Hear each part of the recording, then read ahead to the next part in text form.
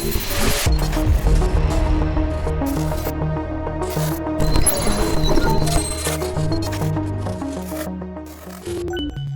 to the Silicon Slopes podcast. Today I'm joined by Hans Robertson, who is the executive chairman and co-founder of Verkada.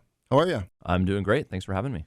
Thank you for coming in. So you don't reside here. You're out in California, but you're here for some skiing. And today it happened to snow a lot, so the timing was really, really good. Nice to be lucky. Yeah. Better be lucky than good sometimes. Yeah. All right, let's just jump in with, tell us a little bit about Verkada and the founding story, where the idea came from. Yeah, of course. So myself and the other co-founders had actually been looking at physical security as an area that really could benefit from more innovation for a number of years before we started the business. And I myself had started a company previously, Meraki, which was sold to Cisco. And then coming out of there, I knew I wanted to do another company. And we were going through a list, probably like a lot of people do, of, oh, maybe this would be a good idea. This would be a good idea. And circled back on physical security a number of times. And what ultimately drew us to it was the belief that we could really build much better products than were, more or less, common in the industry, and primarily through great software. So that's kind of how we ended up getting things going.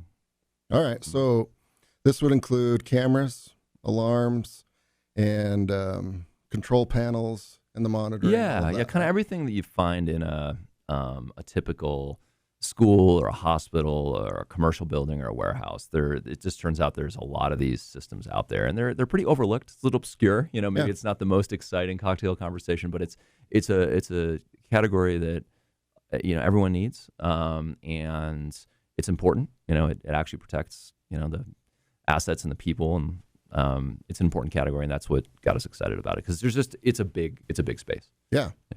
Yeah, especially when you've been victimized and you don't have it. Yeah, for sure. A lot of remorse there.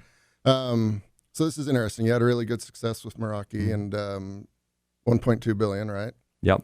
So then, according to what you just said, you and your co-founders were looking for a new idea. Yep. So not a lot of experience in physical security space. So you opted to pursue this market based on your combined opinions that this would be a good one.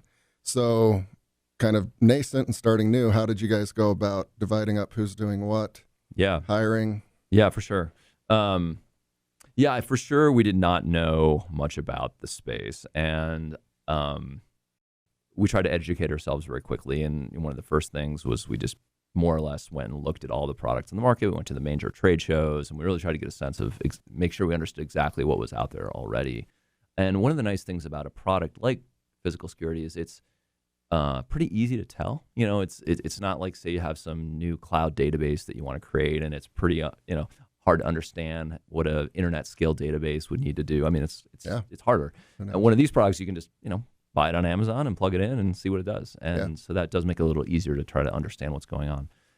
But we did all the kind of market research and product research to understand where things were at, and then got going pretty quickly. The team built a Raspberry Pi based camera, and we knew that wouldn't be the ultimate product we'd go to market with, but it did let us get experience with how to do really good video streaming and what the back end might look like, and all of the infrastructure to build one of these systems. So do a rapid prototype really quickly, meaning weeks and months, and then kind of go from there. That was the first step.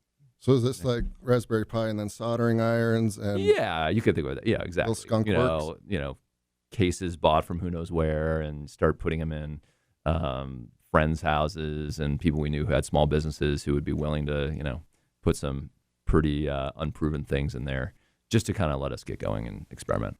Very cool. So like another startup. Yeah, for sure. Very cool. And so early days, learning as you go, but then like innovating as quickly as possible. How did you and your co-founders kind of decide who's going to tackle what, how, when, and? Yeah, I think one of the nice things about the team is that we do have a lot of different experiences in the past. James, Ren, and Benjamin Berkowitz are great software engineers with deep expertise in different parts of software. Myself and Philip, both engineering and product backgrounds, but also a little bit more business experience. So I think what's ended up sort of happening is that Philip and I have spent time in product and go to market. James and Benjamin have really focused on engineering. Got it. That's how we split things up. Yeah. Very cool. All right. So I think you guys have kind of an advantage that you've mentioned that it's fairly easy to understand cameras and security. And you can have the world's greatest camera, but if you can't monitor it, doesn't work, right? So you need to couple up the software and hardware. How quickly were you able to confidently go to a friend or a friend of a friend and say, I got this. It's better than what you've got. Yeah. Give me money. Yeah. We saw happy customers pretty quickly. Okay. And I think it wasn't quite for the reasons we thought. We were surprised a little bit. I think the things that people really wanted were ease of use. I want to plug this thing in and I want it to just work. If I want to be able to view my cameras on my mobile device just as much as my desktop, I want it to work on, even if the LTE connection's kind of crummy, I want it to work. So really making it just work was probably the thing that was we got the most pull. And we had started building computer vision and analytics capabilities pretty early, and people definitely like that. But what they want even more than that is something when you plug it in, it turns green and it works. Yeah. And that was really what our first product did. It took us about a year to build our first complete product with finished hardware and software of sufficient quality that we thought we could sell it.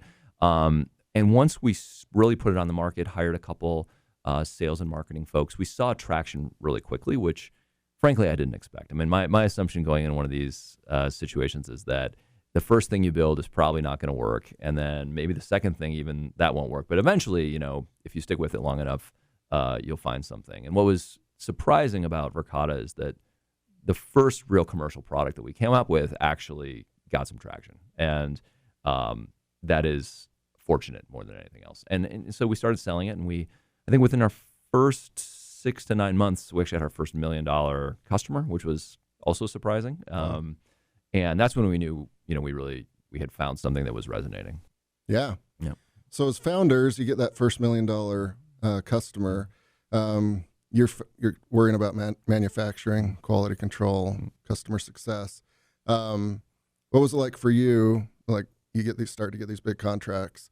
Are you calling your other co-founders or your manufacturers? Like, do we actually have this? Like how helter skelter was it? For sure. Certainly supply chain is a bigger issue now than it ever has been. But even then, we for sure ran out of things. Thankfully, we have a really amazing hardware engineering and operations executive who we'd worked with in the past, and he was able to kind of keep up with us. So a challenge, but not like a knockout type of scenario. Yeah. I'd say. And is that here locally in the United States, the manufacturing? Yeah, we design all our products here, and then we use ODM partners in Taiwan primarily. So they help us with the manufacturing and do that work. I would say one thing when you do have a business that has a hardware component, are you reusing sort of tried and true designs, or are you really breaking new ground? And generally, especially early on, I think for a young company, anyone out there who's thinking about doing a company with a hardware component, it is really helpful if you're using designs which are proven. It just reduces risk and increases time to market or shortens time to market rather. And so generally I would say that Verkada's primary differentiation is software. It's really good software that runs on the device and in the cloud and the apps. And on the hardware side, we certainly make premium selections, but we're not trying to say, hey, the reason you should go with the Verkada system is that we get, more megapixels than the other guy, or whatever it is. We really try to put the emphasis on the software engineering, and that's where most of our engineering staff is, and where we devote the most effort. Very cool. Yeah. And so you guys are building kind of the software on your own and using proven hardware that is reliable and trusty. Yeah. Okay. And so your first foray was cameras? That's right. And then went well. How do you and your team kind of decide on new products? Is it like the difficulty scale? Is it the market size? How do you guys go about it? Yeah, it's a great question. And I think for sure all of those things. And we spend a lot of time thinking about it. I would say the most important for us is can we build something that customers are going to want, that we think is really good. That's how I think about it. And it turned out the next product we did decide to do was access control. So if you've certainly been to buildings where people have badges and they need to be able to select certain floors in the elevator but not others, and you can get in between 9 and 12 but not whatever those things are. And it's one of those really infrastructure components that hasn't seen, again, sort of a ton of innovation. We looked at a number of options, but that one we thought would be good because we were pretty sure we could build something that was better. Also, a nice tie-in with the first product in that, maybe people want to know if there's tailgating going on. One person badges and two people go through the door. That's a clear integration you could do with video systems. And so, we spent about another year building that product. We had a great team that we forked off to go build it, and got that to market, and it's been doing great. Yeah. And then we sort of repeated that process a few more times. And one thing I think, from a strategy point of view that's important is, are you having to create a completely different, sales team? We sell only through partners and channels. Is that going to see a lot of overlap there? Is your marketing going to be similar? And I think with that particular product, as well as the others we've done, there is a lot of overlap. It's never perfect overlap, or it's always some differences, but more or less, the folks that appreciated what we had done in video were likely to be the same people that would appreciate the other product. Yeah. Access control works. I got here a couple of months ago, like at 5 a.m. I was going to really get ahead of the day. And I had given my card to an intern a couple of months previously. And I sat in my truck for a couple hours. So it definitely works. And if you're on the wrong side of it, it's frustrating. Yeah. Okay, so you mentioned it took about a year for the access control. Mm-hmm. So you guys saw that market, thought that it was complementary to what you've already got.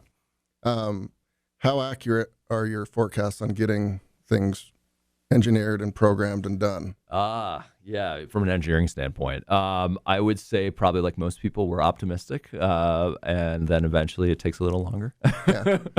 But not too much longer. I think we try to take the approach of build something that's does a few things really well, and maybe not try to build the perfect thing right out of the gate, and then iterate from there on out. But clearly, with a product like access control, you can't. It's got to work. I mean, if you're letting people into buildings that shouldn't be there, or sending the elevator to the wrong floor, or whatever, like that's not acceptable. So I think you start with a simple set of features that by themselves are really valuable, and then you add sort of more and more bells and whistles over time. And I think it can be a little tricky with some of these existing categories, where if you look at what is already on the market, and you maybe pull up the data sheets from your competitors, and you sort of say, oh man, they've got 75 things that they do, and it's going to take us 4 or 5 years to build the 75 things. That can be dangerous to do that in a way. I think you have to think more first principles, like, well, which of these things do I think really matters, and then ask customers and try to triangulate. Because if you try to build something that does everything out of the gate, it's going to be really hard to make that good. Yeah. And our overall engineering and product philosophy is like, we want to underpromise and overdeliver, not say, oh yeah, we've got it, but if you turn it on, it doesn't really work. So I think a lot of the art in getting something new out the door is figuring out what is the minimum set of things I can do to have something that's viable. Yeah. Yeah, you don't want your salesperson saying, we've got this, but you don't want it. Right. It doesn't work. So as one of the leaders of the company, Buck oftentimes stops with you. So along that same line of question, you set a goal for a year to have the access control. How do you manage as a leader when you see it's going a little bit slower? A lot of folks' tendency is everything turns into a nail, right? Which could cause consternation, or those people to leave or not enjoy their lives. How do you personally go about kind of managing if things are going a little bit off the rails? Yeah. I think access control is actually a great example, because it was taking a little longer than we wanted. I think that we try to keep our teams relatively small, and also where we really know what's going on. And so in that case, I think a great thing to do is we just start using the product more. We had it deployed in our houses.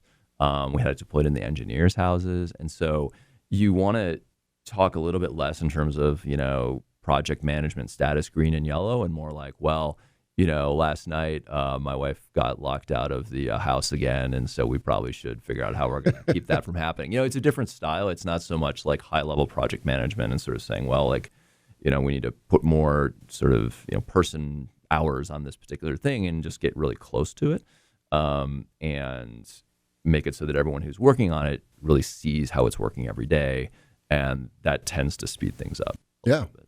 Kind of like the Verizon, can you hear me now type of thing. Yeah. Yep. Over the course of your career, what's happened when, you've thought of a good product, it's a market fit, and it is going slow and it's clearly going to be a slog. Have you ever decided to kind of exit out of the product, stop it?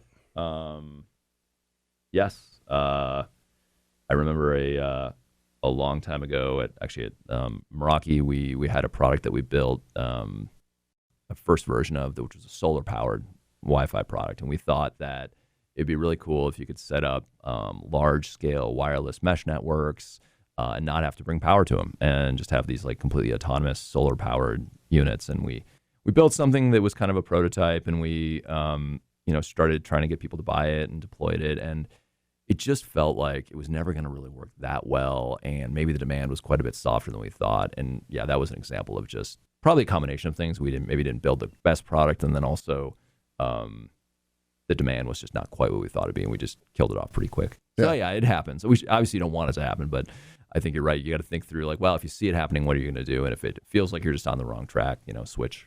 Yeah. Yeah. So with what you guys are doing, right? Like it's important, right? Like an accounting software could have a bug here or there.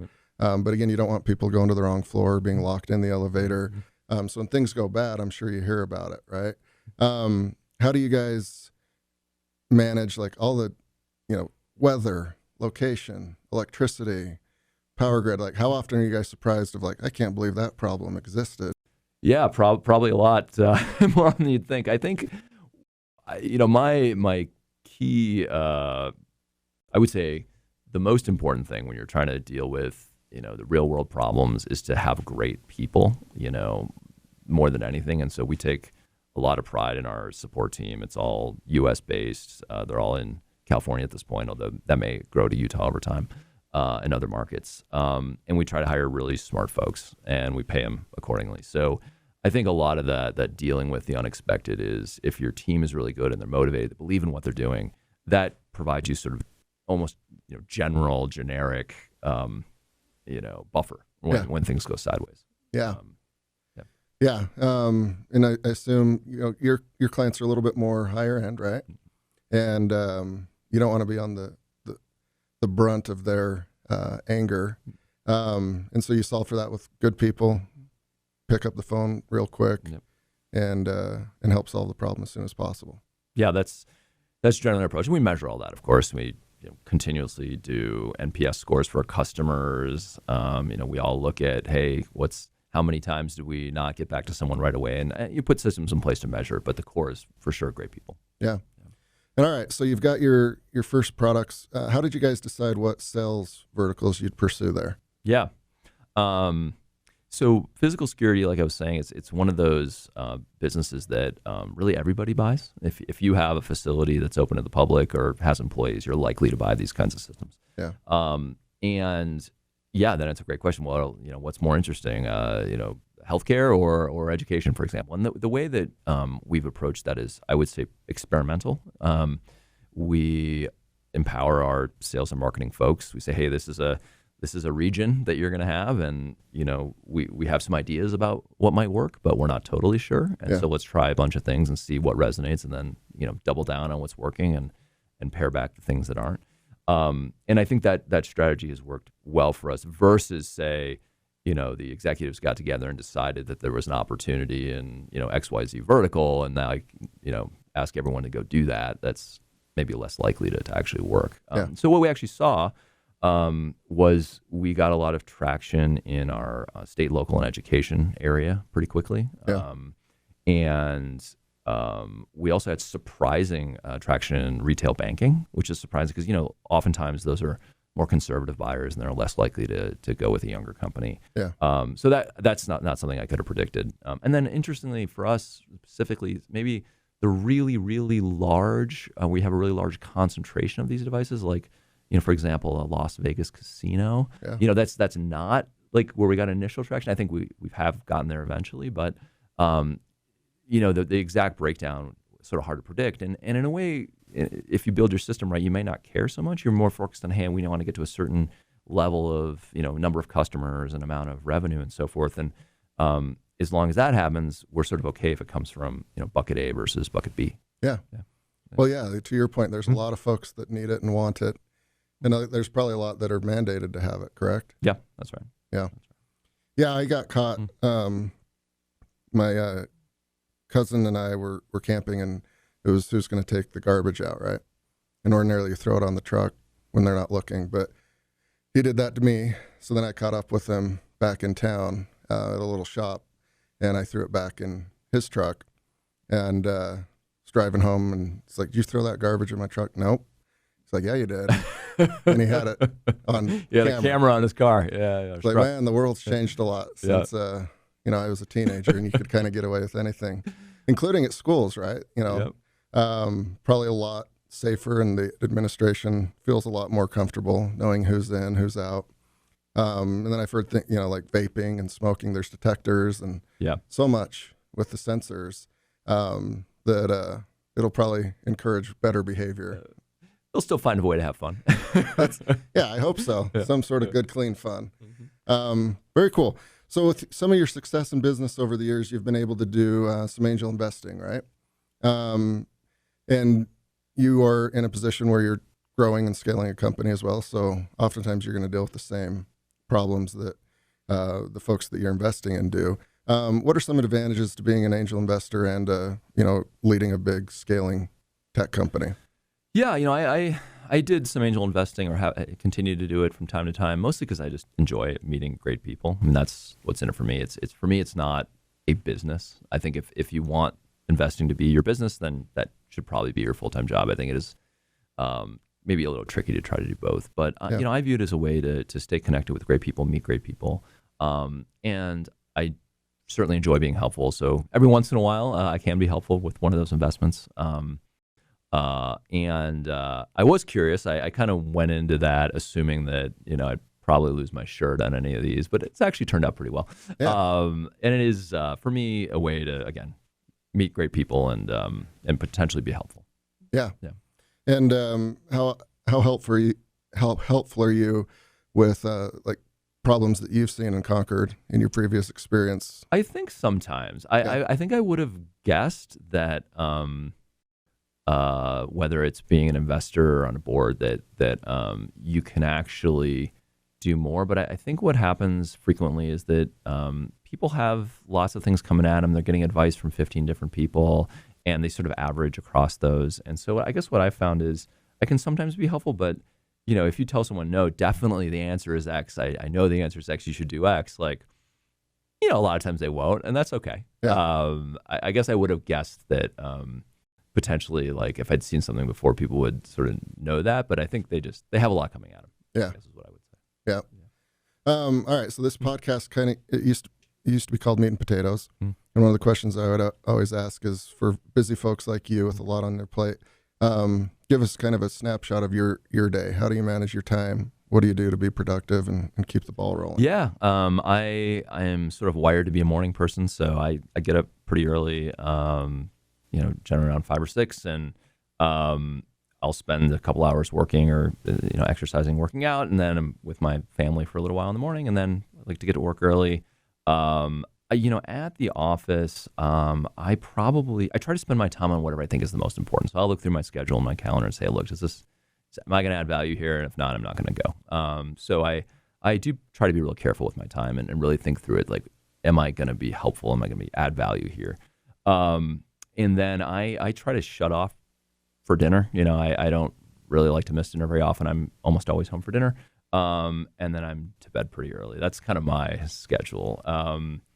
And I try to keep, I know in today's world, it's pretty easy to always be available or always be on. And for me, that's not a style that at least I personally really like. I want to be, if I'm working, I'm working, and I'm not, shopping and, doing a lot of other stuff. And then when I'm not, I want to be off. And then I try to keep the weekends like pretty clear unless there's some big problem. But that works for me. I'm not saying that's for everybody, but that's my preferred method. Yeah, it seems like a healthy one. But very cool. And then so as you guys grow through kind of new products, right? What's going to be your guys' strategy going forward as a team on when you pick those, how you pick them, and how you build them? Yeah. I think it's probably one of those things where you gotta continuously evolve your approach. But I'd say we believe we've got a great brand in physical security, and we should be able to continue to find other products that we can build that are consistent with that same customer type, same overall market area, and hopefully products that work better together. They don't have to go together, but in many ways, when you have an iPhone, you might want the watch. I think that's sort of how we're thinking about it, at least for now. And then finally, products where we really think we can build something better. Just building something to have another product isn't great. We want to build something where we feel like we have an edge over whatever else might be out there. So that's kind of how we're thinking about it. Yeah. And so for those ones, is there any, you don't have to say if there are or if you can, but are there any new kind of brand new inventions that you guys are kicking around? Well, I could tell you, but then I'd have to, delete the podcast. Yeah. But is that fun for you to kind of maybe create something new that doesn't exist? Yeah, for sure. I think that's the part of being at a young company that's probably the most fun for me is, building new things that you think people are going to love. Yeah. And that would be fun, once you roll it out to see, because didn't exist before, right? Right. Kind of hang your hat on that one. For sure. All right. You guys are in the process of expanding to Utah. Real quick, what were some of the reasons for that, and what do you hope to accomplish by this office here? Yeah. The company is around 1,000 folks today and roughly doubling every year. And one of the most important things that we can do is continue to find amazing folks. The majority of our people in the Bay Area today, but we know that over time in order to continue to get great people, we're going to need to have lots of different, places where we're located to find good folks. And about a year ago, maybe a little bit more, we started thinking, hey, it's time to put some roots down in other places. And so we opened offices in the United States in Salt Lake and Austin, and then also one in London and Sydney. And Salt Lake, we spent a lot of time thinking about where we should do this. And I think some of the advantages of Salt Lake were, number one, great talent pool. I mean, there's so many great companies here, and we're able to, frankly, benefit from that because people, have good experience. There's some great universities.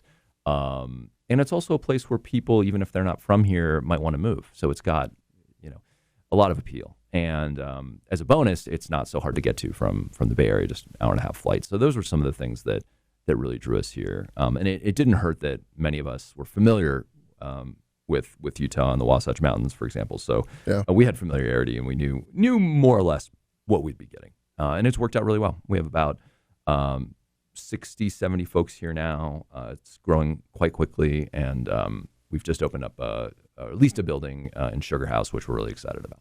Yep, good location and a lot of hustle and bustle in Sugar House. Yeah. Well, very cool. And so over the next couple of years here in Utah, you'll be hiring good folks in sales and engineering and operations, I would assume. Yep, that's right. Yeah, we have space for about 400. We're not there yet, but we certainly plan to fill it up with sales, engineering, other ops folks, and I am very bullish on our ability to grow here. Very cool. Well, thank you so much, Hans. Thanks for taking the time to fly out here and be on the podcast, and congrats on building another cool company. Thanks so much. Appreciate it.